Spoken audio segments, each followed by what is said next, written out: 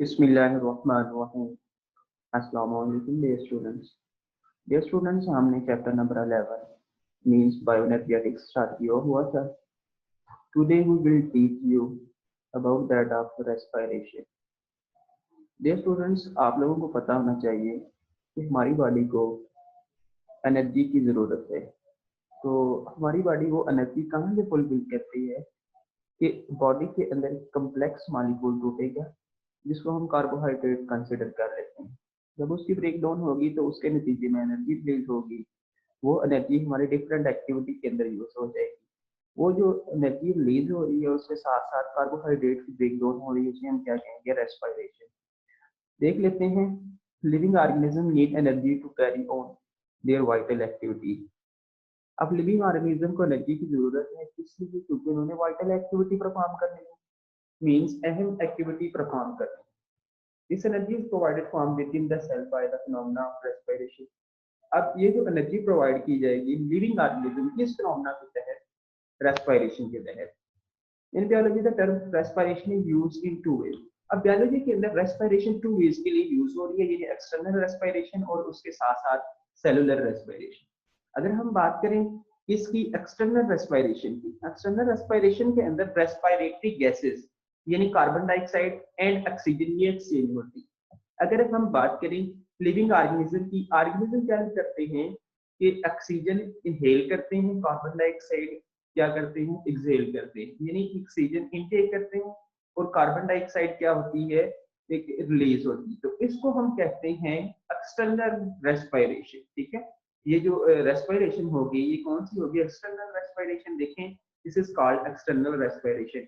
External respiration के अंदर याद रखना है डियर स्टूडेंट्स कि अगर हम बात करें in case of living organism तो ऑक्सीजन इनटेक होगी, तो उसके नतीजे में कार्बन डाइऑक्साइड क्या होगी कि खारिज होगी। इसको क्या कहेंगे? External respiration. फिर आगे देखिए सेलुलर रेस्पिरेशन। अब सेलुलर रेस्पिरेशन होता है कि सेल के अंदर एनर्जी पैदा करने के अमल को हम सेलुलर रेस्पिरेशन कहते हैं। ठीक है, अब सेल के अंदर एनर्जी कैसे प्रोड्यूस होगी कि सी, ठीक है, सी चेन यानी सी एच बॉन्ड यानी कार्बोहाइड्रेट की अगर हम बात करें वो टूटेगा तो उसके नतीजे में एनर्जी रिलीज होगी। वो एनर्जी जो रिलीज होगी वो सेल के अंदर प्रोड्यूस हो जाएगी, यानी वो एटीपी की फॉर्म के अंदर स्टोर हो जाएगी। तो उसे क्या कहेंगे? Cellular respiration. अब एरोबिक एंड एनएरोबिक रेस्पिरेशन। अब आप लोगों को पता होना चाहिए कि the respiration which takes place in the presence of oxygen is called aerobic respiration. The respiration which takes place in the absence of oxygen उसे हम क्या कहते हैं? Anaerobic respiration. एरोबिक रेस्पिरेशन के अंदर ग्लूकोज की कंप्लीट ऑक्सीडेशन हो जाती है, यानी ग्लूकोज का मॉलिक्यूल टूट के किसके अंदर कन्वर्ट हो जाता है? कार्बन डाइऑक्साइड और वाटर। लेकिन एनारोबिक के अंदर याद रखना है कि ग्लूकोज की इनकम्प्लीट ऑक्सीडेशन होती है। ठीक है, तो उसके नतीजे में ग्लूकोज का मॉलिक्यूल टूटकर किस में कन्वर्ट होगा? टू पायरुविक एसिड में। लेकिन याद रखें कि देखें the most common fuel used by the cell to provide energy by cellular respiration is glucose. अब सबसे ज्यादा सेल के अंदर जो फ्यूल यूज हो रहा है वो किस फॉर्म के अंदर हो रहा है? ग्लूकोज। यानी ग्लूकोज का मॉलिक्यूल टूटेगा तो उससे मैक्सिमम एनर्जी रिलीज होगी।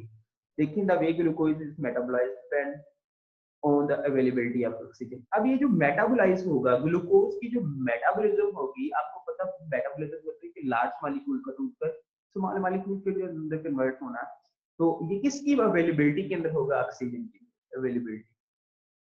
Prior to the entering a mitochondria, the glucose molecule is split in form of two molecule of pyruvic acid. अब जब ग्लूकोज का एक मॉलिक्यूल टूटेगा तो माइटोकॉन्ड्रिया के अंदर इंटर होने से पहले ये दो मॉलिक्यूल के अंदर कन्वर्ट हो जाएगा। उसे हम क्या कहेंगे? Pyruvic acid. ये पायरुविक एसिड रखाया गया है।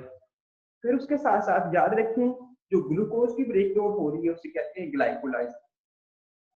देखिए glycolysis literally means splitting of sugar means glucose, और ये अक्कर किधर होता है? साइटोसोल के अंदर। ठीक है, इज रिप्रेजेंटेड बाय इक्वेशन। हम ये इक्वेशन के जरिए रिप्रेजेंट है। साइटोसोल क्या है कि soluble part of the cytoplasm. Glycolysis cytosol के अंदर होता है। साइटोसोल क्या है कि साइटोप्लाज्म का हल पजीर हिस्सा क्या कहेंगे? साइटोसोल। अब ये देखिए अगर हम बात करें कि एरोबिक और एनएरोबिक इन दोनों के केस के अंदर क्या होता है कि ग्लूकोज का जो यानी जो एरोबिक और एनारोबिक के अंदर पहला स्टेप होगा ग्लूकोज की ब्रेकडाउन का, वो सेम होता है। ग्लूकोज का मॉलिक्यूल टूटता है, ठीक है, इन द प्रेजेंस ऑफ 2NAD, ठीक है। तो इसके नतीजे में हाइड्रोजन रिलीज हो जाता है, तो ये इसके साथ NADH2 बन जाता है, उसके साथ साथ 2 पायरुविक एसिड बनती है, एनर्जी रिलीज। अब अगर हम बात करें तो हमने बात कर ली थी कि ग्लूकोज का अगर मॉलिक्यूल टूटता है, टूटने के बाद वो किस में कन्वर्ट होगा, कि पहला स्टेप दोनों में एरोबिक और एनारोबिक के अंदर सेम होता है। अगर हम बात करें एरोबिक की, तो वही जो पायरोबिक एसिड है, ठीक है, वो किस में कन्वर्ट हो जाएगा, कार्बन डाइऑक्साइड और वाटर के अंदर। अगर इन केस आप एनारोबिक की बात करें, ग्लूकोज का मॉलिक्यूल टूटेगा, वो एनारोबिक के अंदर कन्वर्ट होगा, 2 एनारोबिक के अंदर। तो एक एनारोबिक किस में कन्वर्ट हो जाएगा, अल्कोहल के अंदर। जब एक एनारोबिक अल्कोहल के अंदर कन्वर्ट हो जाएगा, उसको कहेंगे अल्कोहलिक फर्मेंटेशन। दूसरा जो पायरोबिक एसिड है, वो किसके अंदर कन्वर्ट होगा, लैक्टिक एसिड के अंदर। उसको हम क्या कहेंगे, लैक्टिक एसिड फर्मेंटेशन। ये होता है in case of anaerobic respiration, ठीक है। अगर हम बात करें तो एरोबिक की, ठीक है, ये देखें वही कहा गया, एरोबिक के अंदर याद रखना है कि ग्लूकोज का मॉलिक्यूल टूटेगा, वो कन्वर्ट हो जाएगा किसके अंदर, कार्बन डाइऑक्साइड और वाटर के अंदर। देखिए the first two reaction occur in the absence of oxygen and are referred to as anaerobic. अब ये दोनों क्या है, refer to as anaerobic respiration, यानी विदाउट ऑक्सीजन है। कौन कौन से, अल्कोहलिक फर्मेंटेशन और उसके साथ साथ लैक्टिक फर्मेंटेशन। जब कंप्लीट ब्रेकडाउन हो जाएगी ग्लूकोज की, तो उसे क्या कहेंगे, एरोबिक रेस्पिरेशन। इसके नतीजे में कार्बन डाइऑक्साइड और उसके साथ साथ ऑक्सीजन रिलीज हो। अब एरोबिक रेस्पिरेशन हमने तमाम बातें कर ली है कि एरोबिक रेस्पिरेशन के अंदर कंप्लीट ऑक्सीडेशन यानी कंप्लीट ब्रेकडाउन होती है किसकी, ग्लूकोज के मॉलिक्यूल की। तो उसके नतीजे में एनर्जी रिलीज होती है, वही एनर्जी किस फॉर्म के अंदर स्टोर हो जाएगी, एटीपी की फॉर्म के अंदर, ठीक है। एटीपी का आपको पता है एडिनोसिन ट्राइफॉस्फेट होता है, ये कॉम्बिनेशन होता है तीन चीजों का, यानी राइबोज शुगर के साथ अटैच नाइट्रोजनस बेसिस और उसके साथ साथ फास्फोरस, ठीक है। इसको एटीपी या हम क्या कहते हैं, एटीपी, या उसके साथ साथ इसको हम न्यूक्लियोटाइड भी कहते हैं, ठीक है। एटीपी क्या होता है, बेसिकली एडिनोसिन ट्राइफॉस्फेट। देखिए a large battery of enzyme and coenzyme slowly release energy from the glucose molecule. जब ये एनर्जी फ्रॉम किधर से होती है, ग्लूकोज का मॉलिक्यूल टूटेगा, यही अटैक करता है ग्लूकोज का मॉलिक्यूल, ठीक है। इसके ऊपर एंजाइम और कोएंजाइम एक्ट करेंगे तो इससे एनर्जी रिलीज होगी। इसी वजह से इसको in the form of battery show किया गया है। Thus, mitochondria are the powerhouse that produce energy necessary for many cellular functions. अब माइटोकॉन्ड्रिया पावर हाउस है क्योंकि ये क्या करता है, एनर्जी रिलीज करता है, उसके साथ साथ एनर्जी स्टोर करता है किसकी फॉर्म के अंदर, एटीपी की फॉर्म के अंदर, ठीक है। तो तब जाके डिफरेंट एक्टिविटी परफॉर्म होती है सेल की, मेन सेलुलर फंक्शंस।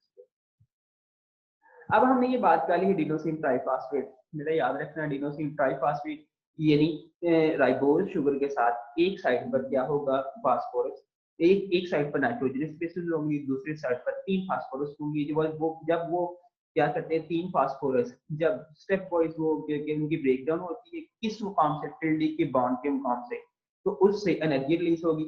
अगर एक फास्फोरस उतरता है, ठीक है, ये देखें अगर एक फास्फोरस उतरेगा तो उससे एनर्जी रिलीज होगी, कितनी एनर्जी रिलीज होगी, 7.3 किलो कैलोरीज एनर्जी, ठीक है। The breaking of the terminal phosphatohydrate release about 7.3 kilo calories energy. एक मॉलिक्यूल टूटा तो इसका मतलब ये है एडिनोसिन डाइफॉस्फेट रह चुका है। अगर मजीद एक मॉलिक्यूल टूटता है तो उसके नतीजे में क्या होगा, फिर 7.3 किलो कैलोरीज एनर्जी रिलीज होगी। वो एनर्जी के बाद अब एटीपी का मॉलिक्यूल क्या बचेगा, एडिनोसिन मोनोफॉस्फेट। अब देखिए the ATP molecule is used by cell as a source of energy for various functions. अब एटीपी मॉलिक्यूल जो हम कहते हैं एनर्जी रिलीज हो रही है, ये सोर्स ऑफ एनर्जी है क्योंकि इससे डिफरेंट एक्टिविटी परफॉर्म हो रही है, किसी सेल की डिफरेंट फंक्शंस परफॉर्म होने। For example synthesis of more complex compounds, active transport across the cell membrane, ठीक है। अगर इसी के जरिए क्या होगा, एक्टिव ट्रांसपोर्ट होगी, किसके जरिए, सेल मेम्ब्रेन के जरिए।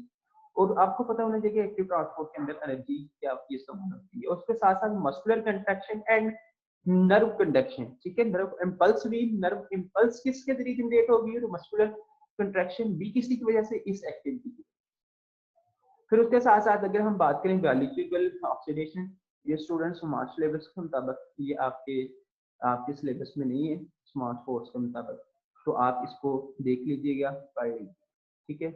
फिर अब देख लेते हैं हम सेलुलर रेस्पिरेशन। हमने बात की थी एक्सटर्नल रेस्पिरेशन और सेलुलर रेस्पिरेशन की।